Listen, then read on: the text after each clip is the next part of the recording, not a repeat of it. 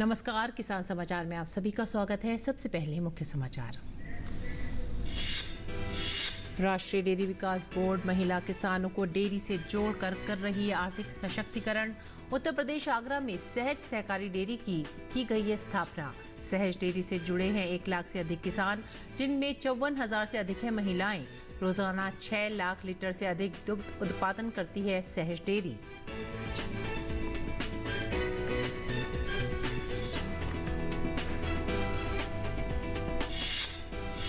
केंद्रीय गृह एवं सहकारिता मंत्री अमित शाह ने मंगलवार को गुजरात में साना में आयोजित एक कार्यक्रम में कहा, मोदी सरकार ने छोटे से छोटे व्यक्ति को सहकारिता आंदोलन से जोड़कर उसका जीवन स्तर बेहतर बनाने का किया है काम। प्रधानमंत्री बड़े पैमाने पर सहकारी संस्थाओं, कॉर्पोरेट वर्ग के लोगों और एनजीओ को साथ लेकर देश को आगे बढ़ाने में जुटे हैं।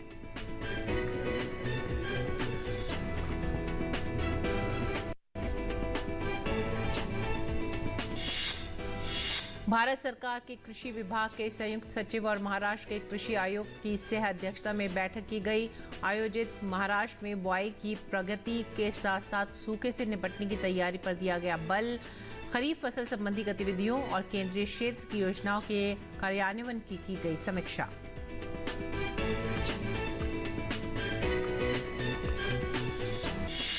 देश में पिछले महीने सामान्य के मुकाबले औसत से 10% कम हुई बारिश। मध्य प्रदेश, कर्नाटक और केरल समेत कई राज्यों में भारी बारिश की चेतावनी। मौसम विभाग ने केरल के 12 जिलों के लिए भारी बारिश का ऑरेंज अलर्ट किया है जारी। मछुआरों को अरब सागर में न जाने की दी सलाह।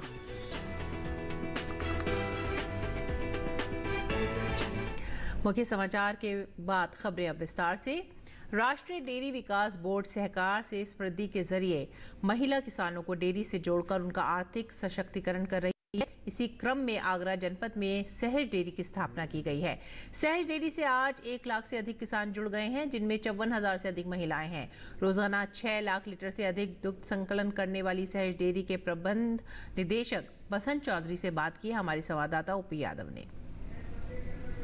भारत सरकार की सहकार से समृद्धि की संकल्पना के तहत राष्ट्रीय डेयरी विकास बोर्ड लगातार काम कर रहा है और इसी क्रम में उत्तर प्रदेश के आगरा जनपद में सहज डेयरी की स्थापना की गई।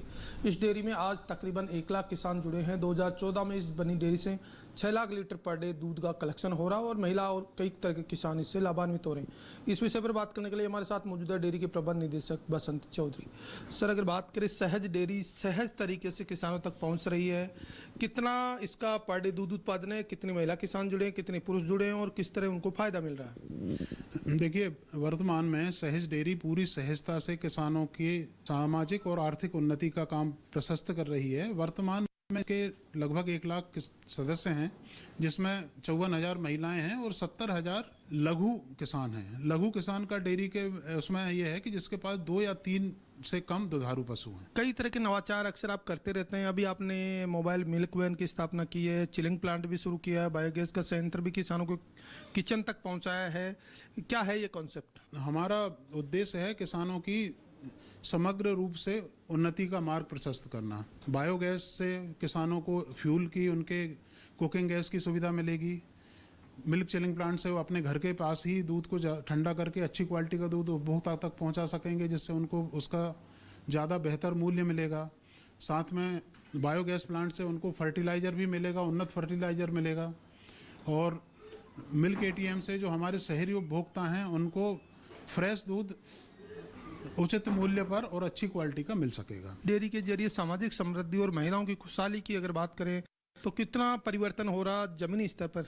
महिलाओं का आपने देखा होगा, गाँव में भी जाके देखा होगा, महिलाओं के सामाजिक स्तर में बहुत ज़्यादा उन्नति इसकी वजह से हो रही है। महिलाएं अपने जो महिलाओं के खाते में पेमेंट जा रहा है वो अपने बच्चों की शिक्षा और घर के उन्नति के लिए उसका उपयोग किया जा रहा है। और इस एक तरह से ये महिलाओं के आर्थिक समृद्धि की क्रांति के रूप में ये धीरे धीरे ये आगे बढ़ता जा रहा है। ये थे एनडीडीबी के तहत संचालित सहज डेयरी के प्रबंध निदेशक बसंत चौधरी, जिनका मानना है कि एनडीडीबी की पहल से चल रही सहज डेयरी के जरिए एक और जहां ग्रामीण भारत में आर्थिक तरक्की के काम हो रहे हैं, वहीं दूसरी ओर प्रधानमंत्री नरेंद्र मोदी के आत्मनिर्भर भारत की संकल्पना को डेयरी के जरिए सच्चे मायनों में साकार करने के प्रयास भी हो रहे हैं। मेरे सहयोगी कैमरामैन संजय जैना के साथ मैं OP Yadav, DD news Agra. केंद्रीय गृह एवं सहकारिता मंत्री अमित शाह ने मंगलवार को गुजरात के मेहसाणा में दूध सागर रिसर्च एंड डेवलपमेंट एसोसिएशन द्वारा संचालित मोती भाई आर चौधरी सागर सैनिक स्कूल का वीडियो कॉन्फ्रेंसिंग के माध्यम से शिलान्यास किया। इस अवसर पर अमित शाह ने कहा कि मोती भाई आर चौधरी जी ने दशकों तक गांधीनगर के पशुपालकों, विशेषकर चौधरी समाज की बहनों की आजीविका के साधन उत्पन्न कर इस दूध सागर डेयरी के नाम को चिरात्र किया है। उन्होंने कहा कि मोती भाई के नेतृत्व में अनेक कठिन पड़ाव इस दूध सागर डेयरी ने पार किए हैं। उन्होंने कहा कि त्रिभुवन भाई पटेल के मार्गदर्शन में मोती बाई के योगदान से उत्तरी गुजरात के 3 जिलों बनासकांठा, साबरकांठा और मेहसाणा में दूध उत्पादन शुरू हुआ। शाह ने कहा कि सुजलाम सुफलाम योजना ने उत्तर गुजरात में जल स्तर ऊपर लाने का काम किया है और जल स्तर ऊपर आने से किसानों को खेती में फायदा हुआ और पशुपालकों की भी बहुत सारी तकलीफें हल हो गईं। अमित शाह ने कहा कि प्रधानमंत्री ने सहकारिता मंत्रालय की स्थापना की और उसके बाद सहकार से समृद्धि का मंत्र लोगों को दिया। उन्होंने कहा कि मोदी सरकार ने छोटे से छोटे व्यक्ति को सहकारिता आंदोलन से जोड़कर देश के विकास के साथ जोड़ने और उसका जीवन स्तर ऊपर लाने का काम किया है। उन्होंने कहा कि आने वाले दिनों में देश के डेयरी क्षेत्र में भी अनेक नई शुरुआत होने वाली हैं। और भारत सरकार के कृषि एवं किसान कल्याण विभाग में संयुक्त सचिव और महाराष्ट्र पुणे में कृषि आयुक्त की सह अध्यक्षता में मंगलवार को बैठक आयोजित की गई। इसका उद्देश्य महाराष्ट्र में बुआई की प्रगति के साथ साथ सूखे से निपटने की तैयारी और खरीफ फसलों संबंधी गतिविधियों की समीक्षा करना था। इसके अलावा राज्य के सभी संबंधित योजना नोडल अधिकारियों की उपस्थिति में कृषि क्षेत्र में केंद्र सरकार द्वारा प्रायोजित विभिन्न योजनाओं और केंद्रीय क्षेत्र की परियोजनाओं के कार्यान्वयन का विस्तार से पुनरावलोकन किया गया। भारतीय मौसम विभाग पुणे के अपर महानिदेशक और भारतीय मौसम विभाग पुणे के वैज्ञानिक के साथ महाराष्ट्र में मानसून की प्रगति और जुलाई 2023 महीने में वर्षा के पूर्व अनुमान की समीक्षा की गई। अब तक महाराष्ट्र में 39% वर्षा की कमी है और भारतीय मौसम विभाग के अनुसार जुलाई महीने के दौरान राज्य में मानसून के रफ्तार पकड़ने की उम्मीद है। जहां कोंकण क्षेत्र में सामान्य से अधिक बारिश हुई है, वहीं मराठवाड़, विदर्भ और मध्य महाराष्ट्र जैसे अन्य इलाकों में कम बारिश हुई है। हालांकि इस तथ्य पर विचार किया गया है कि अगले 2 सप्ताह में वर्षा या तो सामान्य होगी या फिर इसके सामान्य से अधिक होने की भी संभावना है और ये दृष्टिकोण काफी आशावादी प्रतीत होता है। आगे बढ़ते अगली खबर की तरफ। केंद्रीय एवं किसान कल्याण मंत्री नरेंद्र सिंह तोमर ने नई दिल्ली स्थित भारतीय कृषि अनुसंधान संस्थान में आधुनिक सुविधाओं से सुसज्जित एक अंतर्राष्ट्रीय छात्रावास मधुमास का शुभारंभ किया।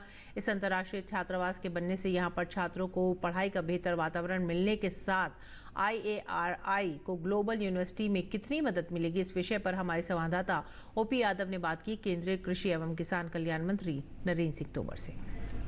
भारतीय कृषि अनुसंधान संस्थान का नाम शिक्षा, शोध और प्रसार शिक्षा के मामले में देश और दुनिया में विख्यात है। अब इसकी खूबसूरती में चार चांद लगाने में मधुमास अंतर्राष्ट्रीय छात्रावास का भी योगदान हो गया और इसका उद्घाटन केंद्रीय कृषि एवं किसान कल्याण मंत्री नरेंद्र सिंह तोमर ने किया। सर, ये जो अंतर्राष्ट्रीय छात्रावास है मधुमास, क्या संकल्पना है इसकी जो अंतर्राष्ट्रीय स्तर पर एक पहचान देगा?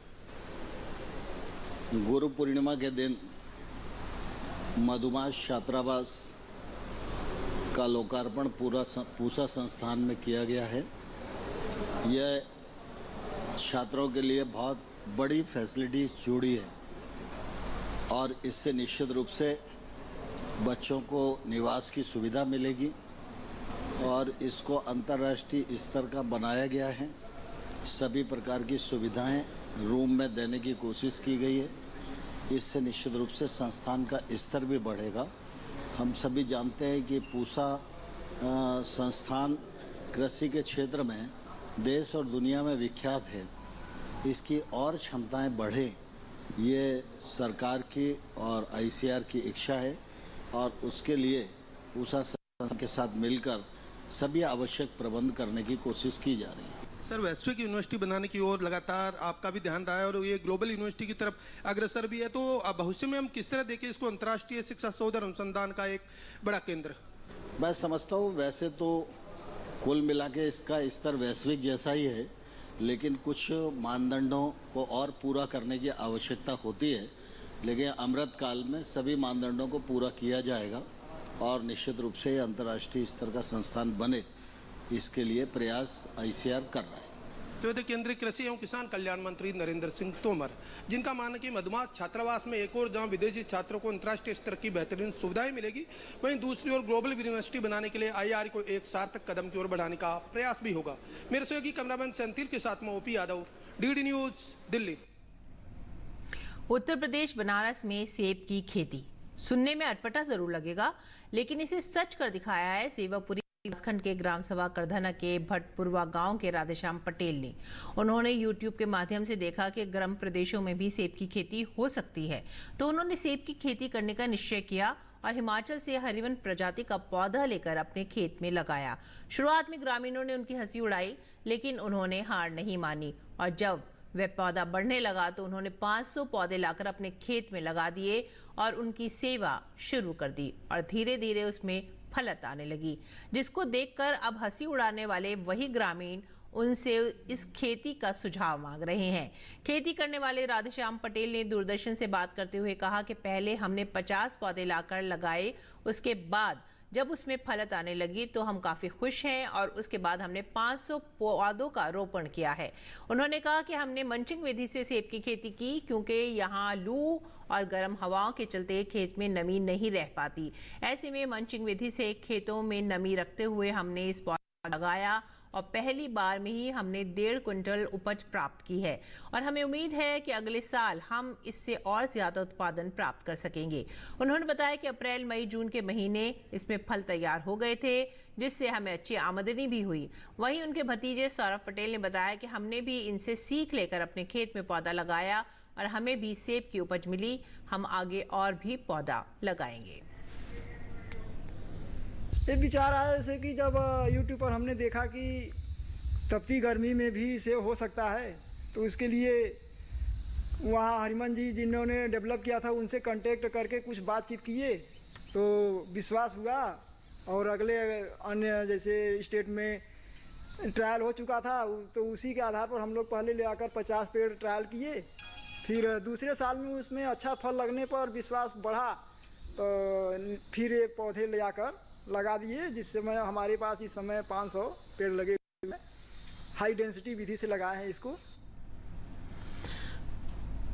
मौसम विभाग ने बताया है कि देश में पिछले महीने 1971 से 2020 के दीर्घावधि औसत से 10% कम वर्षा दर्ज हुई है। जून माह में 148.6 मिलीमीटर हुई, जबकि दीर्घावधि औसत 165.3 मिलीमीटर वर्षा की थी। मौसम विभाग ने बताया कि दक्षिणी प्रायद्वीपीय भारत में जून का महीना 1901 के बाद से सबसे गर्म रहा है। इसी दौरान अधिकतम औसत तापमान 34.05 डिग्री सेल्सियस रहा। इस क्षेत्र में बारिश भी 1901 के बाद से सबसे कम हुई है।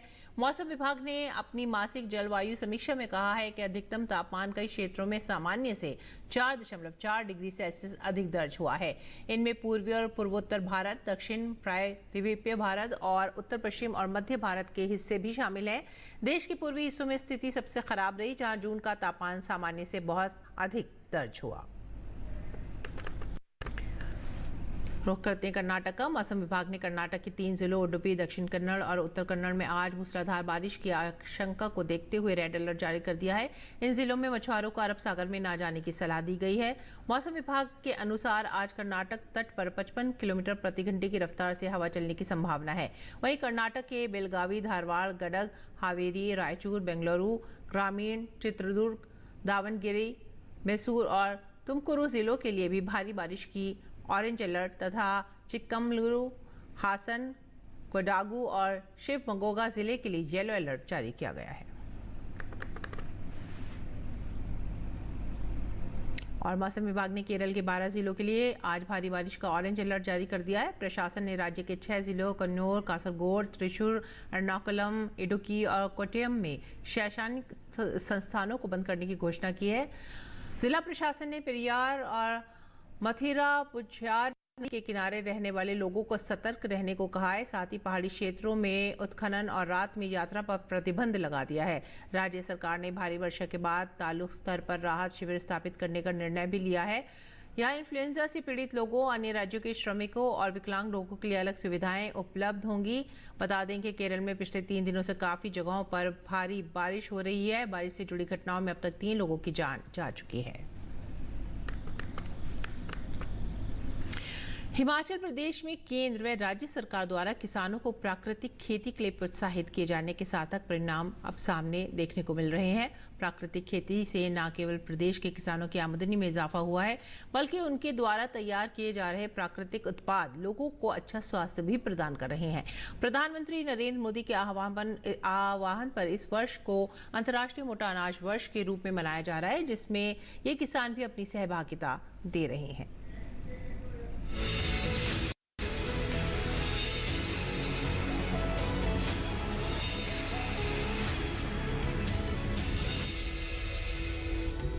प्राकृतिक खेती में हिमाचल के किसानों ने कमाल कर दिखाया है। प्रदेश के सैकड़ों किसानों ने प्राकृतिक खेती को अपनाया है। कांगड़ा जिले के धर्मशाला हलके की ढगवार पंचायत निवासी कमला देवी भी उन किसानों में से एक हैं। कमला देवी ने बताया कि आत्मा प्रोजेक्ट के तहत उन्होंने प्राकृतिक खेती का प्रशिक्षण लेने के बाद वर्ष 2022 से प्राकृतिक खेती करनी शुरू की। बिना रासायनिक खादों के वो काली गेहूं, लाल धान, भिंडी, फ्रॉसबीन और गोभी सहित कई प्रकार की सब्जियों की खेती कर रही हैं। परंपरागत खेती से जहां परिवार की गुजर बसर मुश्किल थी, वहीं प्राकृतिक खेती से फसलों का उत्पादन बढ़ा है और उनकी आमदनी में काफी इजाफा हुआ है। कमला देवी का कहना है कि प्राकृतिक खेती के माध्यम से वो अपने खेतों में मोटा अनाज भी उत्पादित कर रही हैं, जो लोगों के स्वास्थ्य के लिए काफी लाभदायक है। पहले तो हम नॉर्मल खेती करते थे ना, इससे इतना ज़्यादा गुजारा नहीं होता। और बाद में हमें चंदन सर ने प्राकृतिक खेती के बारे में बताया और शिखा मैडम ने, और उन्होंने ट्रेनिंग वगैरह दी हमें, और उससे इतना ज़्यादा फ़ायदा हो रहा है कि अपनी सेहत के लिए भी और दूसरों की सेहत के लिए भी। और देसी गाय वगैरह रखी है मैंने, उसके गूंतर के खाद बनाते हैं टाइम से बताते हैं, टाइम से सब कुछ होता है। धर्मशाला में आत्मा प्रोजेक्ट के कृषि अधिकारी चंदन ने बताया कि कमला देवी प्रदेश के उन किसानों में से एक हैं, जिन्होंने प्राकृतिक खेती में अपनी रुचि दिखाई और अब वो एक सफल किसान हैं। साथ ही अंतर्राष्ट्रीय मोटा अनाज वर्ष के मद्देनजर भी वो अपने खेतों में मोटे अनाज का प्राकृतिक खेती के माध्यम से उत्पादन कर रही हैं। पिछले सीजन में काली गेहूँ के साथ काले चने मिश्रित खेती के तौर पे लगाए थे। साथ में सब्जियों में इन्होंने पालक, धनिया, मेथी, मटर और साथ में मूली, चुकंदर भी इन्होंने सेब के अपने बगीचे के में लगाए थे, जिसमें इनकी पैदावार अच्छी हुई थी। इस सीज़न में इन्होंने थोड़ा सा ऐड ये किया है कि जो हमारे भारत सरकार का एक इस जैसे मिलेट्स ईयर मनाने जा रही है, तो उसके उपलक्ष्य में भी इन्होंने मिलेट्स का लगाने की इस बार इन्होंने कोशिश की है, जिसमें इन्होंने कंगनी और मंडल अपने खेतों में की पनीरी इन्होंने अपने दी है। और साथ में ये लाल धान भी हमारे अपने खेतों में बीजने जा रहे हैं। प्राकृतिक खेती से जहां किसानों की आर्थिक स्थिति बेहतर हो रही है, वहीं स्वस्थ समाज के निर्माण में किसानों को योगदान के लिए प्रोत्साहित कर रही है। निश्चित रूप से प्राकृतिक खेती किसानों की आय को दोगुना करने या उससे भी अधिक करने में सक्षम है। धर्मशाला से मृत्युंजय पुरी की रिपोर्ट, डीडी न्यूज।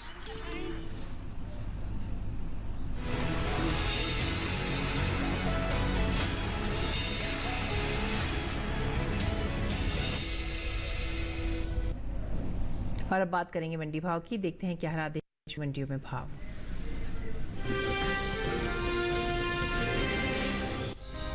मंगलवार को कृषि उपज मंडियों में मक्का की आवक सामान्य रही।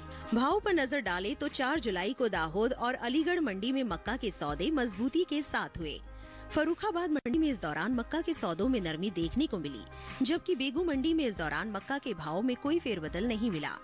एग्बाक नेट के मुताबिक दाहोद मंडी में 3 जुलाई को सफेद मक्का का भाव रहा 2550 रुपए। 4 जुलाई को इसके भाव में 50 रुपए की तेजी आई और भाव जा पहुंचा 2600 रुपए पर। राजस्थान की बेगू मंडी में बीते 2 दिनों के दौरान मक्का के भाव स्थिर रहे। यहाँ 3 और 4 जुलाई को मक्का 1970 रुपए पर बिकी। उत्तर प्रदेश की अलीगढ़ मंडी में इस दौरान हाइब्रिड मक्का के सौदों में बढ़त के साथ कारोबार हुआ। यहाँ 3 जुलाई को मक्का का भाव था 2000 रुपए। 4 जुलाई को इसके सौदे 20 रुपए चढ़कर 2020 रुपए पर हुए, जबकि राज्य की ही फर्रुखाबाद मंडी में 3 जुलाई को हाइब्रिड मक्का का भाव था 1765 रुपए। 4 जुलाई को इसके सौदों में 15 रुपए की नरमी आई और भाव हो गया 1750 रुपए। उत्तर प्रदेश की दूसरी मंडियों में मक्का के भाव की बात करें तो यहाँ की लखीमपुर मंडी में पीली मक्का का भाव रहा 2000 रुपए। माधोगंज मंडी में भाव रहा 2000 रूपए, हरदोई मंडी में मक्का 2030 रूपए पर बिका, जबकि कासगंज मंडी में इस दौरान पीली मक्का के सौदे 1875 रूपए पर हुए। वहीं बात मक्का की पैदावार की करें तो इस साल मक्का की रिकॉर्ड पैदावार देखने को मिल सकती है। कृषि मंत्रालय की ओर से जारी तीसरे अग्रिम अनुमान के मुताबिक साल 2022-23 के दौरान देश में मक्का की रिकॉर्ड उपज 359,13,000 टन होने का अनुमान जताया गया है, जो पिछले साल की 337,30,000 टन की पैदावार की तुलना में 21 लाख टन अधिक है। अनुमान है कि मक्का की रिकॉर्ड उपज का असर इसके बाजार भाव पर पड़ सकता है।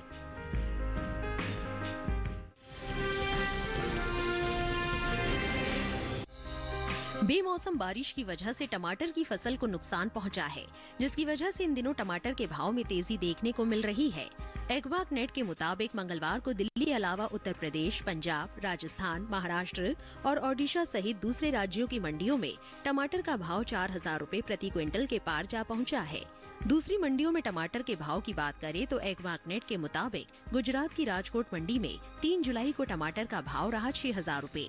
4 जुलाई को इसके भाव में 1,500 रूपए का भारी उछाल आया और भाव जा पहुंचा 7,500 रूपए पर। राज्य की ही सूरत मंडी में इस दौरान टमाटर के सौदों में बढ़त के साथ कारोबार हुआ। यहाँ 3 जुलाई को टमाटर का भाव था 7,000 रूपए। 4 जुलाई को इसके सौदे 500 रूपए चढ़कर 7,500 रूपए पर हुए। कर्नाटक की चिंतामणि मंडी में बीते 2 दिनों के दौरान टमाटर के भाव स्थिर रहे। यहाँ 3 और 4 जुलाई को टमाटर 4,660 रूपए पर बिका। राजस्थान की जयपुर मंडी में 3 जुलाई को टमाटर का भाव रहा 6,500 रूपए। 4 जुलाई को इसके सौदों में 100 रूपए की तेजी आई और भाव जा पहुंचा 6,600 रूपए प्रति क्विंटल पर। उत्तर प्रदेश की मंडियों में टमाटर के भाव की बात करें तो इटावा मंडी में टमाटर का भाव रहा 5,500 रूपए। अलीगढ़ मंडी में भाव रहा 5,600 रूपए। लखीमपुर मंडी में टमाटर 6,000 रूपए पर बिका, जबकि राज्य की ही नोएडा मंडी में इस दौरान टमाटर के सौदे 5,050 रूपए पर हुए। बात टमाटर की पैदावार की करें तो इस साल टमाटर की पैदावार में कमी देखने को मिल सकती है। कृषि मंत्रालय की बागवानी फसलों के लिए हाल ही में जारी पहले अग्रिम अनुमान के मुताबिक साल 2022-23 के दौरान कुल टमाटर की पैदावार 20.62 मिलियन टन होने का अनुमान जताया गया है, जबकि पिछले साल की समान अवधि के दौरान टमाटर की पैदावार 20.69 मिलियन टन रही थी।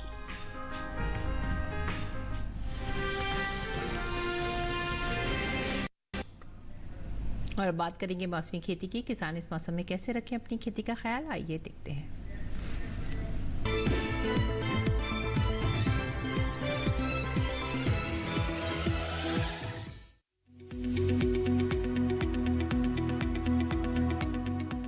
उत्तराखंड में धान की रुपाई कर ले, धान के खेत में पर्याप्त जल स्तर बनाए रखे, किसान सेब के बागों की देखभाल करते रहे, सेब की तुड़ाई कर ले, यही मक्के की बुआई कर सकते हैं।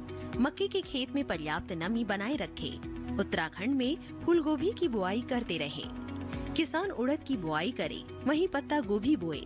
इसके अलावा ब्रोकली की बुआई करने का समय सही है, यहाँ बीन्स की बुआई करते रहे। उत्तराखंड में सोयाबीन की बुआई कर सकते हैं, किसान मूंग की बुआई करे, इसके साथ ही कद्दू की बुआई कर ले, वहाँ ज्वार के खेत में सिंचाई करते रहे। अभी गन्ने के खेत में सिंचाई कर सकते हैं। पंजाब में धान की रुपाई ले, यहाँ कपास के खेत में सिंचाई करे, कपास के खेत से घास फूस निकाले, साथ ही मक्के की कटाई कर सकते हैं। किसान अमरूद के बागों में सिंचाई करते रहे, अमरूद के बागों में जरूरी उर्वरक डाले, अमरूद के बागों से खरपतवार निकाले। पंजाब में बैंगन के खेत में सिंचाई कर सकते हैं। इसके अलावा बैंगन की रुपाई कर ले, वहीं गन्ने के खेत से पानी की निकासी का उचित प्रबंध करे।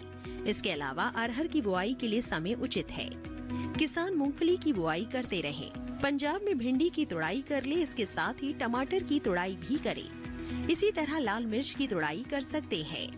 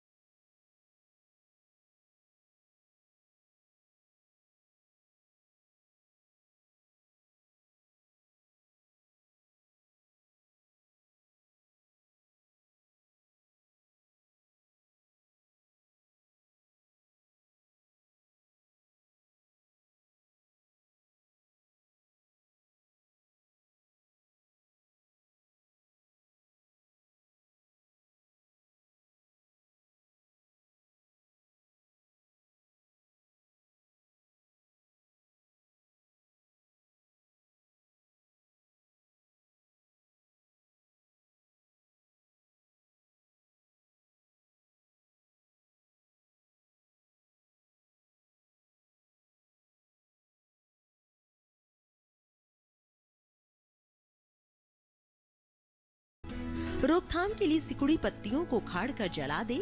टमाटर में पत्ती, तना और फल भेदक कीट लगते हैं। इससे ग्रसित पत्तियां गिर जाती हैं। रोकथाम के लिए विशेषज्ञों की सलाह पर उचित दवाओं का छिड़काव करें।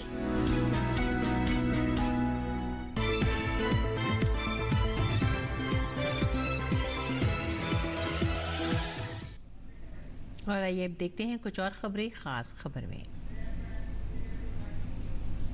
राष्ट्रपति द्रौपदी मुर्मू महाराष्ट्र के दौरे पर बुधवार को गढ़चिरौली में गोंडवाना विश्वविद्यालय के 10वें दीक्षांत समारोह में शामिल हुई। राष्ट्रपति द्रौपदी मुर्मू ने दीक्षांत समारोह को संबोधित करते हुए कहा कि ये मेरे लिए विशेष प्रसन्नता का विषय है कि महाराष्ट्र की इस यात्रा का मेरा पहला कार्यक्रम युवा पीढ़ी से जुड़ा एक दीक्षांत समारोह है। केंद्रीय मंत्री राजीव चंद्रशेखर ने कहा है कि केरल में लेफ्ट सरकार के घोटाला सामने लाने वाले पत्रकारों पर मुकदमे किए जा रहे हैं। केंद्रीय मंत्री ने केरल में मीडिया की स्वतंत्रता को लेकर सवाल उठाए। भारतीय जनता पार्टी ने 4 राज्यों में नए प्रदेश अध्यक्षों की नियुक्तियां की हैं। केंद्रीय मंत्री जी किशन रेड्डी को तेलंगाना, पूर्व केंद्रीय मंत्री डी पुरंदेश्वरी को आंध्र प्रदेश, बाबूलाल मरांडी को झारखंड तथा सुनील जाखड़ को पंजाब भाजपा इकाई की जिम्मेदारी सौंपी गई है। मणिपुर में हालात तेजी से सामान्य हो रहे हैं। इसी का नतीजा है कि बच्चों के स्कूल फिर से खुल गए हैं। सरकार तमाम संवेदनशील इलाकों में राज्य सुरक्षा बल और अर्धसैनिक बलों को तैनात कर रही है। जातीय हिंसा के कारण पैदा हालात को देखते हुए स्कूल बंद कर दिए गए थे। उत्तर प्रदेश के आजमगढ़ में आकाशीय बिजली गिरने से 6 लोगों की मृत्यु हुई है। वहीं इस घटना में एक बच्चा भी घायल है, जिसका इलाज चल रहा है। जिले के डीएम विशाल भारद्वाज ने घटना की पुष्टि करते हुए बताया कि पीड़ित परिवार को 24 घंटे के भीतर सहायता दी जाएगी। बिहार में पिछले 24 घंटों के दौरान बिजली गिरने और वर्षा संबंधी घटनाओं में 12 लोगों की मौत हुई है। राज्य के अधिकारियों ने बताया कि बक्सर और बांका जिलों में 4 लोगों की, जबकि कटिहार, कैमूर, भागलपुर, रोहतास, जहानाबाद, जमुई और औरंगाबाद जिलों में एक व्यक्ति के मारे जाने की खबर है। आरबीआई ने लघु वित्त बैंक खोलने के लिए दायर 3 आवेदनों को खारिज कर दिया है। ये आवेदन लघु वित्त बैंक के गठन के लिए जरूरी सैद्धांतिक मंजूरी पाने के योग्य नहीं पाए गए। उत्तराखंड में 4 धाम यात्रा के दौरान बद्रीनाथ राष्ट्रीय राजमार्ग लगातार अवरुद्ध हो रहा है। ये राजमार्ग छिनका के पास पहाड़ी से बोल्डर गिरने से अवरुद्ध हो गया था, लेकिन प्रशासन की मुस्तैदी से विष्णुप्रयाग के पास बंद रास्ते को कुछ समय बाद ही खोल दिया गया। जम्मू कश्मीर के राजौरी के थाना मंडी इलाके में एक कार के दुर्घटनाग्रस्त होने से 4 लोगों की मृत्यु हो गई और 5 लोग घायल हुए। घायलों का राजौरी के सरकारी मेडिकल कॉलेज और एसोसिएटेड अस्पताल में इलाज चल रहा है। इसी के साथ ही आप हमारी पूरी टीम को दीजिए आज्ञा। नमस्कार।